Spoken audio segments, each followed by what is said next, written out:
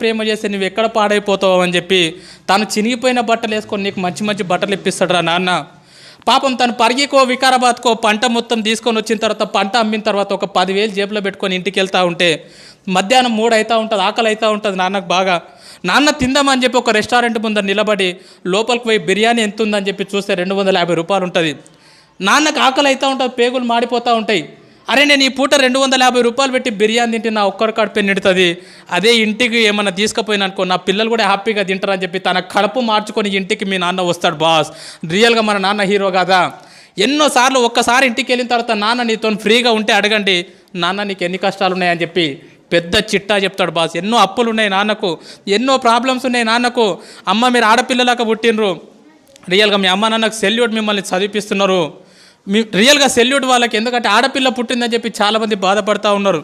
ఆడపిల్ల పుట్టినా సరే చదివిస్తున్నారు, రేపు పొద్దున నీ పెళ్ళి ఎట్లా చేయాలని చెప్పి ఇప్పటి నుంచి ఆలోచిస్తారమ్మ. పాపము నా కూతురికి ఎలాంటి భర్తను తీసుకురావాలి, ఎంత కట్నం ఇవ్వాలి, ఎంత బంగారం పోగు చేయాలని చెప్పి పాపం నాన్న పిచ్చోన్లాగా బయట నీ కోసం కష్టపడుతున్నాడు రా.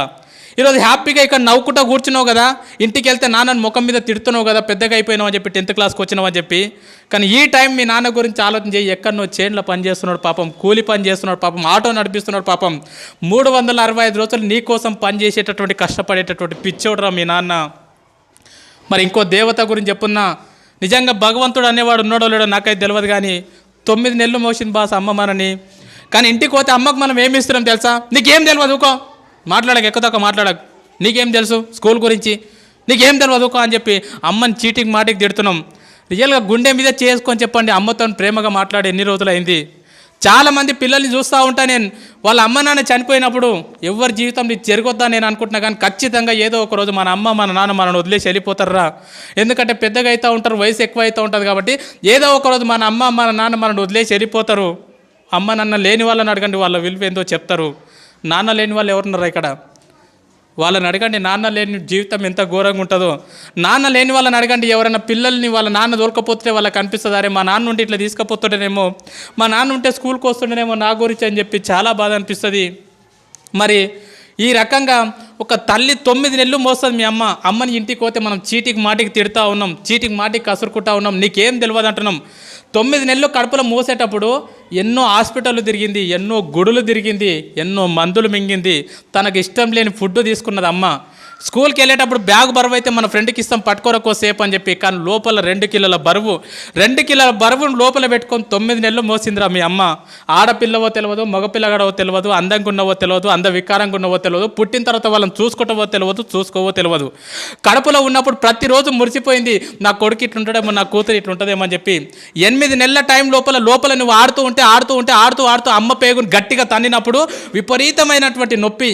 లేచి ఒక్కసారి కన్నీళ్ళు దూడ్చుకొని పక్కకు నాన్న ఉంటే నాన్న నిద్రలకెళ్ళి లేపి, లోపల బాబా ఆడుకుంటున్నారు తెలుసా, లోపల పాప ఆడుకుంటుంది తెలుసా అని చెప్పి మురిసిపోయిందిరా మీ అమ్మ.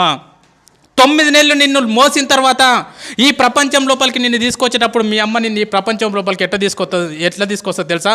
2 రకాలుగా తీసుకొస్తుంది బాస్. ఒకటి caesarean delivery, 2 normal delivery. Caesarean delivery అంటే ఏందో తెలుసా బాస్? రియల్గా నా జీవితంలో నేను డిగ్రీలో ఉన్నప్పుడు నాకు అపెండిక్స్ ఆపరేషన్ అయింది. 3 కుట్లు పడితే 3 నెలలు ఇబ్బంది పడ్డా నేను. 3 కుట్లకు 3 నెలలు ఇబ్బంది పడ్డా.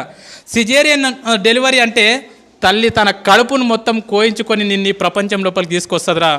డాక్టర్ అంటాడు, అమ్మ నీ కడుపు మొత్తం కోసి బిడ్డను బయటికి తీయాలంటే ఇప్పటి వరకు ఏ తల్లి కూడా నాకేం కావద్దు అని చెప్పి ఏ తల్లి చెప్పలే. డాక్టర్ ఏమైనా పర్లేదు, కడుపులో ఉన్న బిడ్డకి ఏం కావద్దు డాక్టర్ అని చెప్పినటువంటి గొప్ప దేవతరా మీ అమ్మ. ఆ రకంగా నీకు సిజేరియన్ డెలివరీ ద్వారా నీకు జన్మనిచ్చింది మీ అమ్మ. సిజేరియన్ డెలివరీ కాకుండా నార్మల్ డెలివరీ, మ్యాక్సిమం మీ తల్లులు నీకు ఎక్కువ నార్మల్ డెలివరీ ఇచ్చింటారు. నార్మల్ డెలివరీ అంటే ఏం తెలుసా? ఒక్కసారి ప్లీజ్ అందరు ఇట్లా గిల్లుకోండి, ఒక్కసారి ప్లీజ్ గిల్లుకోండి అందరు, ఒకసారి కంపల్సరీ గిల్లుకోవాలి అందరు. గిల్లుకున్నారా?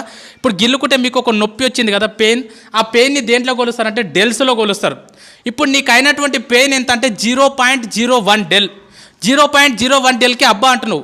నేను వచ్చి నీకు గట్టిగా తొడపాశం పెడితే అది ఎంత ఉంటుంది అంటే 0.1 డెల్ ఉంటుంది. 0.1 డెల్కే తల్లడిల్లిపోతున్నావు అబ్బా అంటున్నావు. కానీ 9 నెలలు నిన్ను మోసి నిన్ను ఈ ప్రపంచం లోపలికి తీసుకొచ్చేటప్పుడు మీ అమ్మ ఎంత నొప్పి భరిస్తుంది తెలుసా బాస్?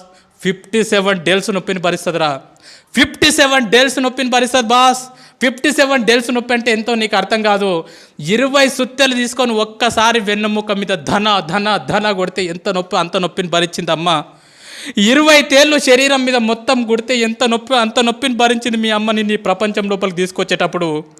ఒక కాయన్ని తీసుకెళ్ళి ట్రైన్ పట్టాల మీద పెడితే ఎంత విస్తరిస్తుందో అంత నొప్పిని భరించింది అమ్మ.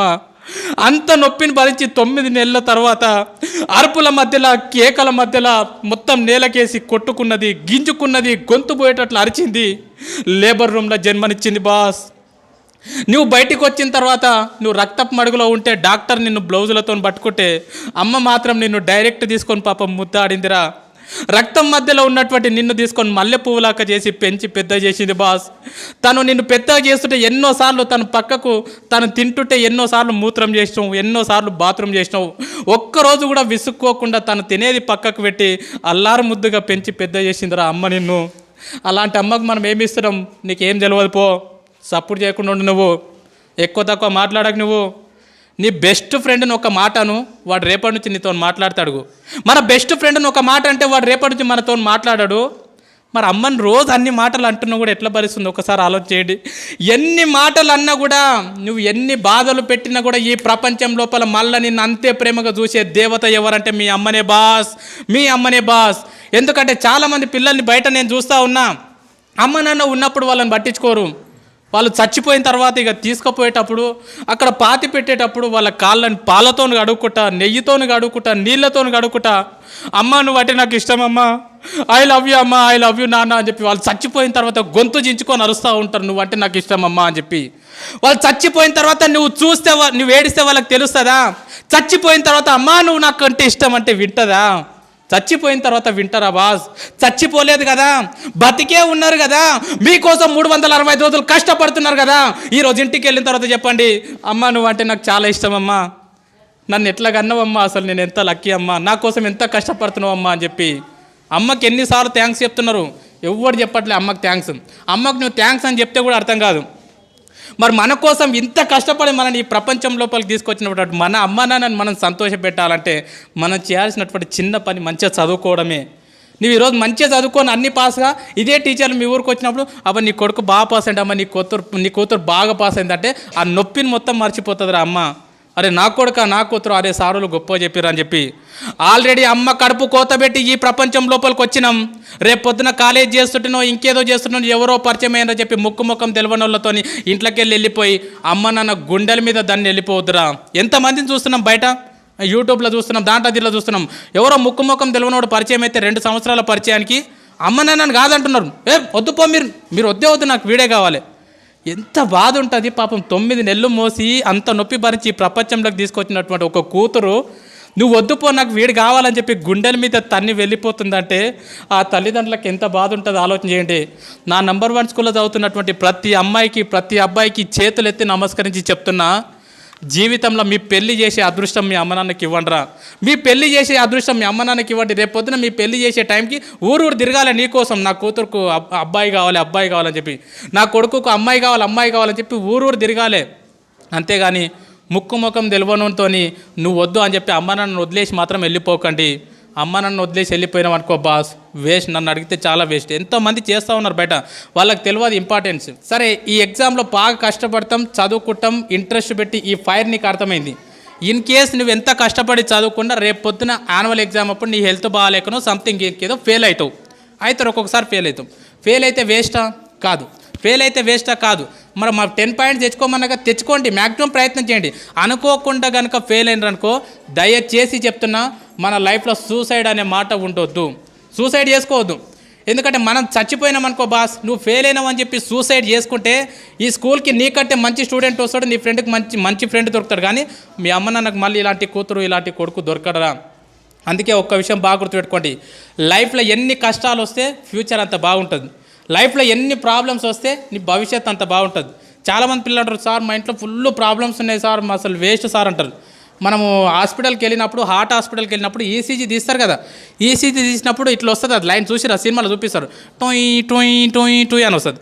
అట్లా రాకుండా టొయ్ అని వచ్చిందంటే దాని అర్థం ఏంది? చచ్చిపోయిండని అర్థం. మిత్రమా, నీ జీవితం లోపల కూడా కష్టాలు లేకుండా కన్నీళ్ళు లేకుండా జీవితం ఇట్లా సాపిగా సాగిపోతుందంటే నువ్వు చచ్చిపోయినటువంటి శవంతో సమానం. నీ జీవితం లోపల కూడా కష్టాలు వస్తున్నాయి, సుఖాలు వస్తున్నాయి, కన్నీళ్ళు వస్తున్నాయి, ఒడిదుడుకులు వస్తున్నాయి, ఫెయిల్ అవుతున్నాం, పాస్ అవుతున్నాం అంటే నువ్వు బతికున్నావని అర్థం మిత్రమా, బతికున్నావని అర్థము, బతికున్నావని అర్థం. స్వామి వివేకానంద అంటాడు, కెరటాలు నాకు ఆదర్శం, పైకి లేస్తున్నందుకు కాదు, కింద పడ్డ ప్రతిసారి పైకి లేస్తున్నందుకు. ఎన్నిసార్లు ఫెయిల్ అవుతున్నాం అనేది ఇంపార్టెంట్ కాదు, ఫెయిల్ అయిన ప్రతిసారి మళ్ళీ పాస్ కావడానికి ప్రయత్నం చేస్తున్నామా లేదా అనేది ఇంపార్టెంట్. 10 సార్లు ఫెయిల్ అయినా సరే 11వ ప్రయత్నం చేయండి, అదే నిజమైనటువంటి చదువు. నన్ను అడిగితే ఫెయిల్ అయితే బాధపడొద్దు, సబ్జెక్ట్ పోతే బాధపడొద్దు, ఎందుకంటే జీవితం అనేది చాలా నేర్పుతుంది. అడగండి మీ టీచర్లను, ఎప్పుడన్నా ఫ్రీగా ఉన్నప్పుడు, సార్ మీరు ఎప్పుడన్నా ఫెయిల్ అయినరా? ఖచ్చితంగా ఏన్నో ఒక దగ్గర ఫెయిల్ అయినామని చెప్తారు వాళ్ళు, ఖచ్చితంగా ఫెయిల్ అయినరు. సపోజ్ ఫర్ ఎగ్జాంపుల్ చూడండి, 10th క్లాస్ ఫెయిల్ కాలే పోయినావు, ఇంకో విషయం చెప్తాం, పాస్ అయినోడు ఒకటేసారి రాస్తాడు ఎగ్జామ్, ఫెయిల్ అయినోడికి 2 సార్లు ఛాన్స్ ఉంటుంది రాసేది, అవునా కదా? సో 10th క్లాస్ ఫెయిల్ అయినావు, హ్యాపీగా వెళ్ళిపోయినావు, ఇంటర్మీడియట్ మంచిగా నడిచిపోయింది, డిగ్రీ మంచిగా నడిచిపోయింది, ఇంకేదో నడిచిపోయింది, నీ జీవితంలో ఎక్కడ ఫెయిల్యూర్ లేకుండా ఇట్లా జీవితం సాఫీగా సాగిపోతుంది. రేపు పొద్దున జాబ్ చేసేటప్పుడు నీకు ఫెయిల్యూర్ వచ్చింది అనుకో, ఖచ్చితంగా హార్ట్ అటాక్ వచ్చి స్పాట్లో చచ్చిపోతావు. ఎందుకంటే నీకు ఫెయిల్యూర్ అంటే తెలియదు, ఓటమి అంటే తెలియదు. అందుకే నేనేం చెప్తానంటే చాలామంది పిల్లలకు ఆటలు ఆడమని చెప్తాం. ఆటలు ఆడడం అనేది ప్రైవేట్ స్కూల్లో ఏడుంటుంది మిత్రమా, ఇలాంటి గవర్నమెంట్ స్కూళ్ళలో మాత్రం ఉంటుంది. ఏ స్కూల్కు గ్రౌండ్ ఉన్నా చూడండి, ఏ స్కూల్కు గ్రౌండ్ లేకుంటుంది. ఆటలు ఆడితే ఏమవుతుందంటే, మనం కబడ్డీ ఆడినాం అనుకో, ఓడిపోతే ఏమంటాం, అరే మళ్ళీ ఆడదాంరా, మళ్ళీ ఆడదామారా, ఓయ్ మళ్ళీ ఆడదామా, ఎంత స్పిరిట్ ఉంటుంది తెలుసా. క్రికెట్ ఓడిపోయినాం అనుకో, అరే రేపు మళ్ళీ బెట్టు కట్టుకుందాంరా, ఎన్నిసార్లు ఓడిపోయినా మళ్ళీ ఏమంటున్నావు, అరే ఇంకోసారి ఆడదాంరా అంటున్నావు. ఆటలు నీ జీవితానికి అవి నేర్పుతాయి. ఎన్నిసార్లు ఫెయిల్ అయినా సరే మిత్రమా, బాధపడకు, కన్నీళ్లు పెట్టుకోకు, మళ్ళీ లేచి ప్రయత్నం కొనసాగించు. నా దృష్టిలో ఫెయిల్ అయితే ఫెయిల్ అయినట్లు కాదు, ఫెయిల్ అయిన తర్వాత పాస్ కావడానికి ప్రయత్నం చేయకపోతే నువ్వు ఫెయిల్ అయినట్లు.